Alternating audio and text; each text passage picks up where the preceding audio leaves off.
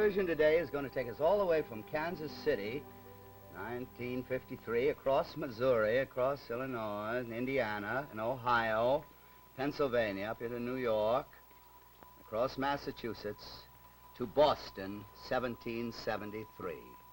Yes, that's the excursion for today, and I'm Burgess Meredith, your guide.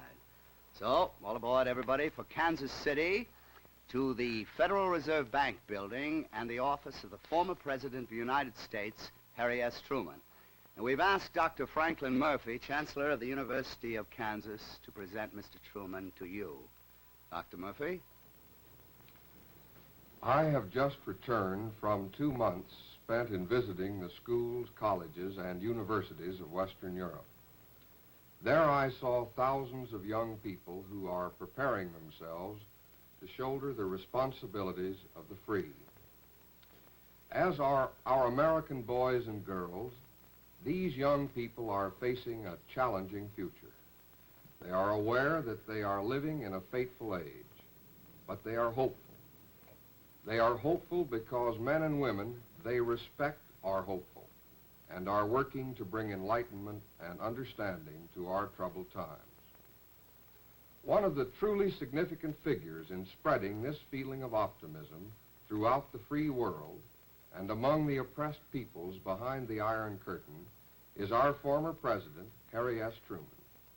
I present him now, the farm boy from Missouri, who in typifying American opportunity became president and plowed a straight furrow for the planting of peace. Mr. Truman. Thank you, Dr. Murphy.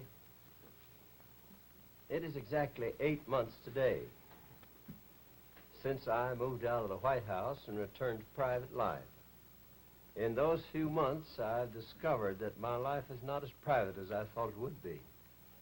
I get many calls, especially from young people, to talk about some of the things that are happening in the world.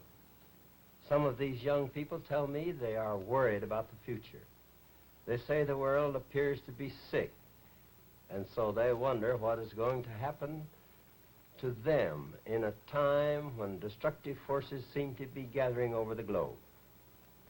Surely, the world has been greatly changed by 2 tragic wars and the continuing threat to peace by a new tyranny.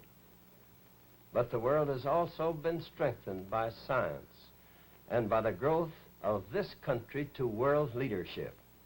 Although the atomic bomb is menacing as a weapon of destruction, the atomic age holds tremendous promise and hope of releasing mankind from fear and poverty. Also, we can feel hopeful about the future for another reason, namely, that the choice today is being decided in favor of those people and those nations who place full reliance in the freedom and the enlightenment of the individual. Every chance I get to meet and talk with younger people, I tell them that the future of the world depends upon understanding the privileges of freedom which we possess. I think it is necessary for younger people to understand, and this goes equally for older people too, that we have a degree of freedom and privilege in this country enjoyed by no other people on earth.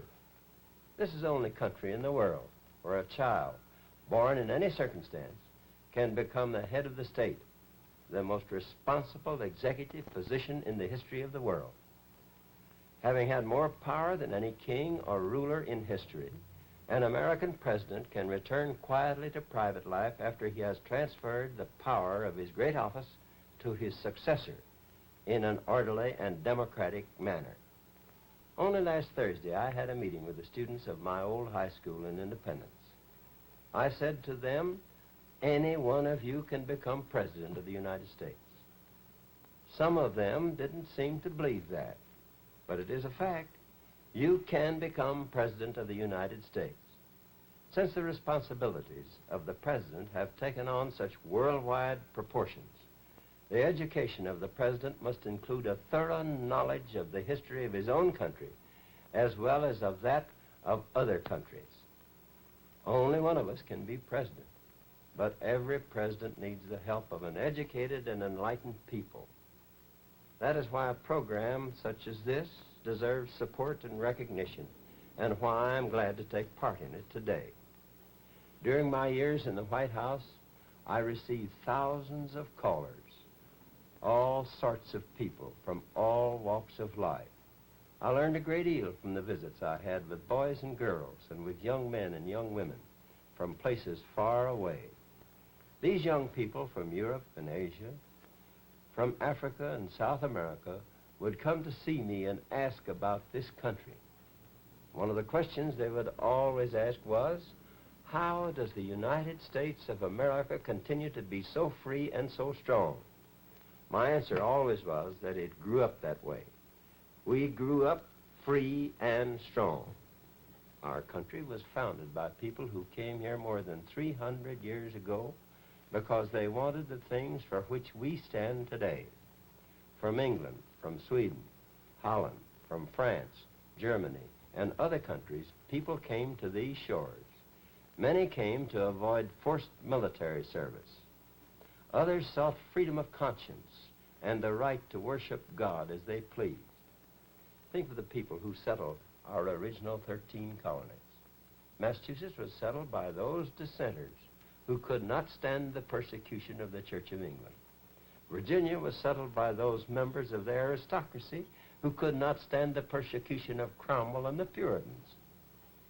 The Swedes who came to Delaware and New Jersey shores were trying to avoid harsh religious treatment at home. The Germans who came wanted to avoid military conscription. Maryland was settled by Catholics who were oppressed in Great Britain. And incidentally, Maryland passed the first law to guarantee freedom of worship in the United States. Georgia was settled by good citizens who, unfortunately, owed more than they could pay and were filling the debtors' prisons of Great Britain. They have made some of the finest citizens we have had in this country. From Massachusetts to Georgia, this nation, in its beginning, was settled by people searching for freedom and decency. So when all these people who had established our 13 colonies got together and decided to set up their own government, they wrote a constitution, the greatest document of government ever written, a constitution which guaranteed to them and to us the freedoms they had come here to preserve. This past week marked the 166th anniversary of the signing of the Constitution in Philadelphia. Throughout the nation, this last week we have observed Citizenship Day to celebrate this occasion. And we are continuing to uphold this Constitution guaranteeing these freedoms. But from the beginning, we had periods of violent disagreement. In fact, midway in our history, it took 4 years of cruel war, the war between the states, to decide if we still wanted our republic to stand for those ideals under the Constitution. We're still going through periods of hysteria, but we've reached the point where periods of demagoguery and hysteria occur less frequently, and they have a much shorter duration. Young people from foreign countries have come to schools and universities here, and all of them have gone home with a very different idea of the United States than they had before they came. And our young people come back from schools abroad with much more knowledge and a greater understanding of the other countries and what those other countries stand for. They have that understanding because they came over here and because they went to Europe. Eventually, we will have complete understanding among all the free nations of the world. And the United Nations will be the means to create peace in the world for future generations. And so I say to our American boys and girls, and to the boys and girls all over the world, remember that your duty is clear. By deed and example, we must work to bring the nations of the world together. The best way we can do this, I've always believed, is to dedicate ourselves unswervingly to honest democratic principles. People have always been attracted by an ideal. We must make the ideal of democracy increasingly brighter and more real. If here, in our own wonderful country, men, women, and children enjoy happiness, security, and opportunity, if here they can live together under conditions of mutual respect, Then we shall shine forth for all the world as an example of the good life. Remember, this nation has not built its house on sand. It is anchored on a solid foundation of charity, morality, and respect for the dignity of the individual. Now let us keep it that way.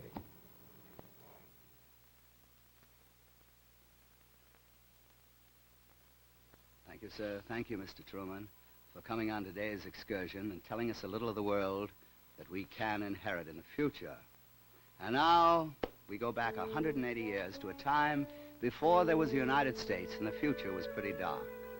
There we are. The year is 1773. The place, the young town of Boston in New England. And that man speaking so violently is Josiah Quincy. How many more innocents must be slaughtered before those accursed redcoats are sent back to their own country? Who will be the first to pull the claws from these lobsters? I can see the clouds now rise thick and fast above our horizon, and the thunder roll and the lightning play. To that God above who rides the hurricane and directs the storm, I commit the future of my country.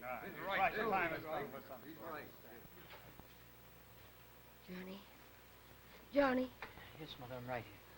in the box, by the window, wrapped in a cloth. Dr. Warren said you must sleep. It's too late. Bring it to me. Someday, heaven forbid, you may have to go to my brother. He turned me out when I married. But half the estate is rightfully mine. Never talked of him before. He's not a good man. Go to him only if all else fails. This cup will prove that you are my son. I won't have need of him. I'm going to be the best silversmith in Boston. I can earn my own way. Mother, please let me go for the doctor. No, Johnny, no. Stay with me.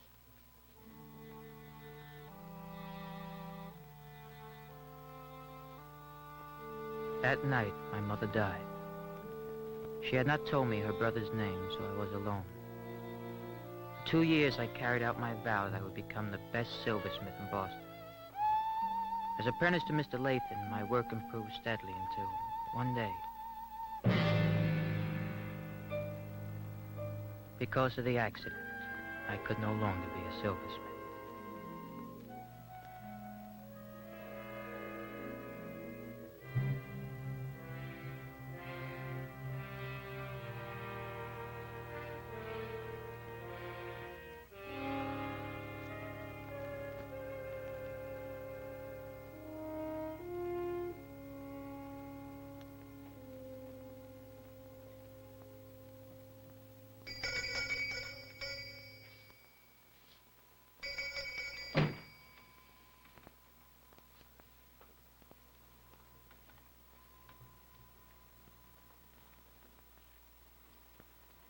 What are you up to, boy? Nothing, sir. Say, I know you. You're Johnny Tremaine. You remember my name? Well, everyone says you're the best apprentice in Boston. I no longer work as a silversmith. Oh? Tried to get other work, but no one will take me. Well, how'd it happen, Johnny? The crucible broke. The hot silver poured over my hand. It's hard, Johnny, to give up the trade you love. I know. I may have to do the same. You, sir? Yes, there are more important things to be done in times like these. Why were you looking at that cup, Johnny? Surely you don't admire it. No, sir. I have the mate to that cup in here. You what? It's in there. Here, I can't, my hand. Where did you get this, boy? My mother gave it to me before she died. Are you sure? Aye. Is anything wrong? Well, I heard there were only 2 such cups in the world, and one was stolen yesterday. The owner commissioned me to fashion another. I know nothing of that, Mr. Revere. I told you how I got mine. Oh, well, I believe you, boy. Still, it is strange. My mother had a right to the cup. She belonged to the family, whatever their name may be. You mean to say you don't recognize the emblem on this goblet? This belongs to one of the richest families in Boston. Here. Look here. The rising sun with the eye in the center. Surely you must have seen that on the docks or in the sales posters. I never connected the two. The merchant light. And he's the one. Oh, Rab. I see you're occupied, Mr. Revere. I'll return soon. No, Rab. That's all right. Come in. This is Johnny Tremaine. Rab Silsby, Johnny. He works for the Boston Observer. Oh, sorry. I brought the poster. I have to talk to you. You have nothing to fear from me. I may belong to the House of Light, but I'll never be a Tory, sir. Good. Till tonight. Oh, Rab. Johnny here is going to meet a rich relative. Now, you have any clothes you could lend him? Something you've outgrown, perhaps? This coat, sir? I cannot take your coat. Well, it's only a loan. Here you are, boy. There. There we go. Looks better on him than it does on me. Yeah, hold still, hold still. Now, you're ready to meet the rich side of your family. Good luck, Johnny.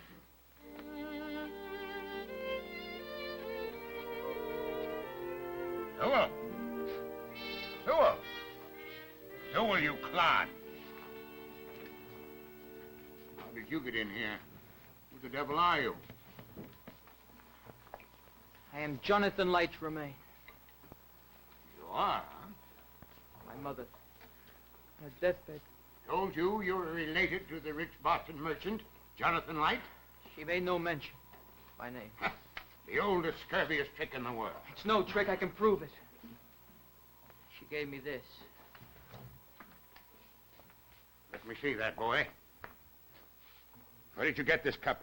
I've just said my mother. You mean you stole it, don't you, boy? Broke into my house and stole it. Give me my cup. You're no better than a swindler. Swindler, am I? I'm ashamed to belong to your family. Get a constable. You'll hang for stealing this. You hear me? You'll hang. Rab, what is it? Johnny's in jail. Johnny, on what charge? He broke into Light's house, took a cup. I should have thought of that. You know what the law says about stealing? Why does Light want Johnny hanged? Well, if I know Jonathan Light, he may have an excellent reason for wanting to get rid of Johnny Tremaine. I got that boy into this. I've got to think of something.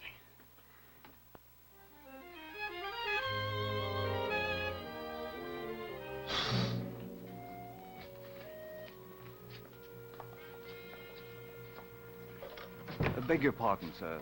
Mr. Paul Revere. Ah, Mr. Revere. Mr. Light? You commissioned me to produce a duplicate of this cup.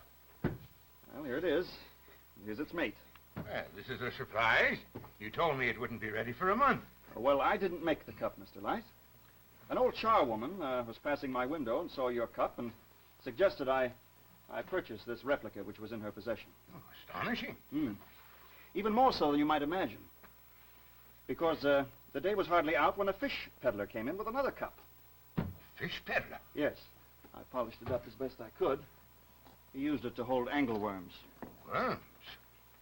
Well, I expect he didn't realize the true value of the cup until he saw the one in my window, and the same holds true of the others. Others? Yes. Before the day was out, a cobbler and a rag picker came in with 2 more cups, exactly like the one on display. I took the liberty of bringing the lot, assuming you'd be interested in their purchase. Yes, of course. Well, I'll take the lot. Yes. On one condition, Mr. Light. Before we conclude our little transaction, I expect you'll drop the charge against young Tremaine. Huh? Well, since these cups are so common, the boy's possession of one could hardly indicate This that is a plot. I seem to recall, Mr. Light, in your deposition you swore there were only 2 such cups in existence. I'll not be taken in. The boy goes on trial. Put the cups back in the sack, Rab. Just a moment. These cups are heirlooms. They bear my family crest. You've only to drop the charge. No. All one to me. You'll be the laughingstock of Boston. All right. I'll do it. The boy goes free. Well, you show good judgment, Mr. Light. I'll send my bill in the morning. You promised to sell them all. Oh, but surely you can't have forgotten, Mr. Light. One of these cups belongs to Johnny Tremaine.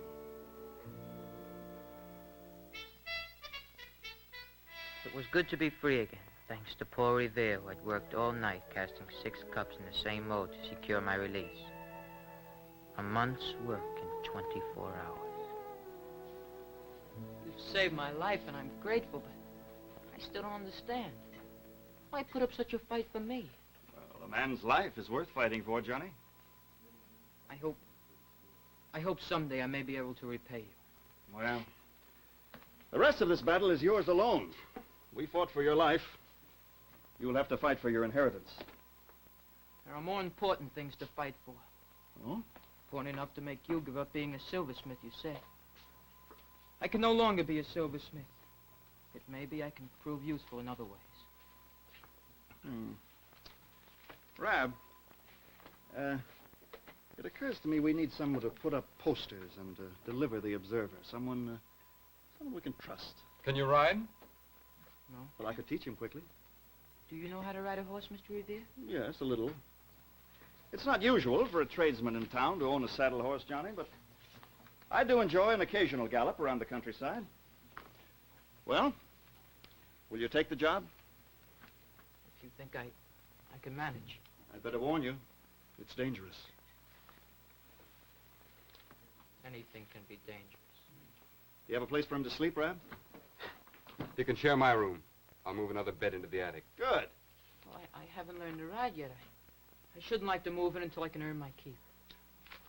We have a lot of wood behind the house to chop. There's a lot of chopping we can do. Well, now, the first thing to do is to put up these posters. I haven't had a chance to look at them yet. So it was I entered a new world. A world where men were plotting how to fight and die for a cause I still did not fully understand. They met in the attic room I shared with Rab, above the printing shop's Boston Observer.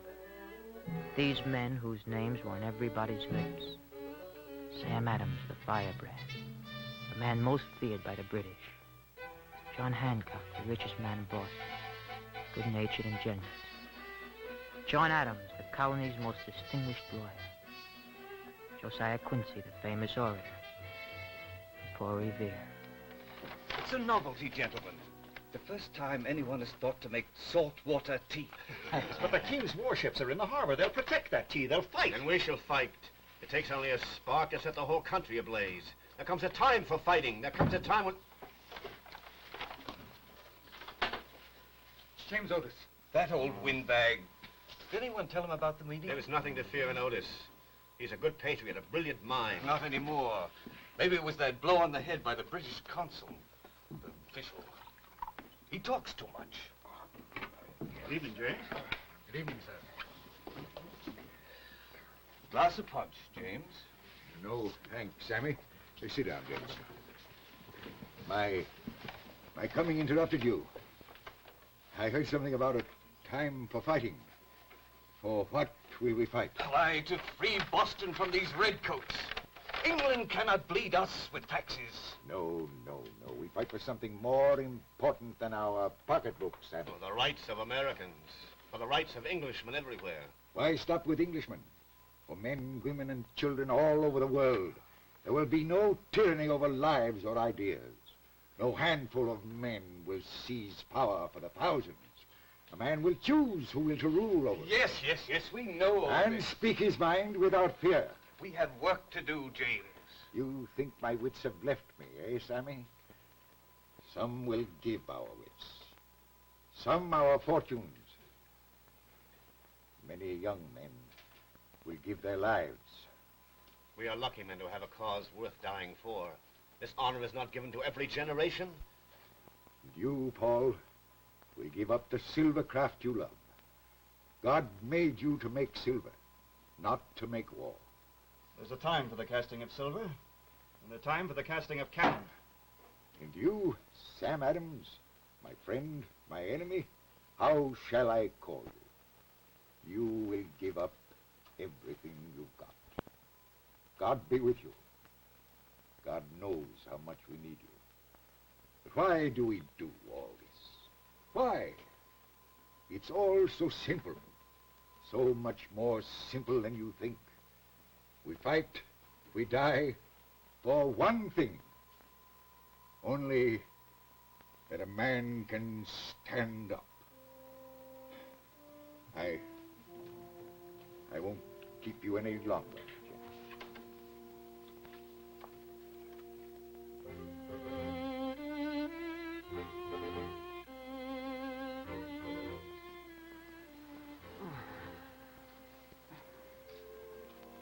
Rap, are you awake?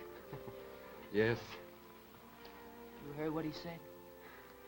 Go to sleep, Johnny. We've got a busy day tomorrow. And a busy night, too. Only that a man can stand up. I'll fight for that. You're a bold one, Johnny Tremaine. Now, go to sleep. The sun's rising.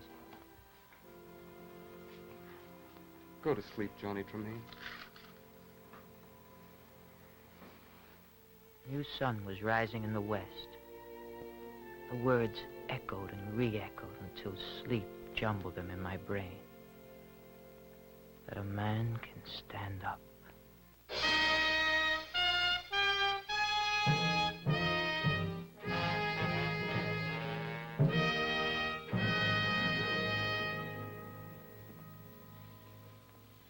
That's how Johnny came to be a fighter for freedom. How he had a choice between cowardice and bravery. And how he made the right choice at the right time. Now, we're going to meet up with Johnny again on another excursion real soon. We'll put that there. Now, next week, we take an excursion to the headquarters, the nerve center of the Associated Press. That's the largest news-gathering service in the world. And there we're going to talk to some men who really know about sports. And we've asked some important people to go along with us on this excursion. Roland Lastarza, who fights for the heavyweight championship of the world in a day or two, will be here to talk with us, win or lose. Also, we'll see Maureen Conley, the 18-year-old woman's tennis champion, and learn how it feels to face her from across the net. And Carl Erskine, one of the great pitchers of today and a 20-game winner for the Brooklyn Dodgers. And the high school squad from Tarrytown, in Washington Irving's Sleepy Hollow Country, and a lot of others, including a sports idol who shook the headlines, Colorado's All-American football star, Whizzer White. That's all for now, and we'll see you on next week's excursion and for many weeks to come. So long.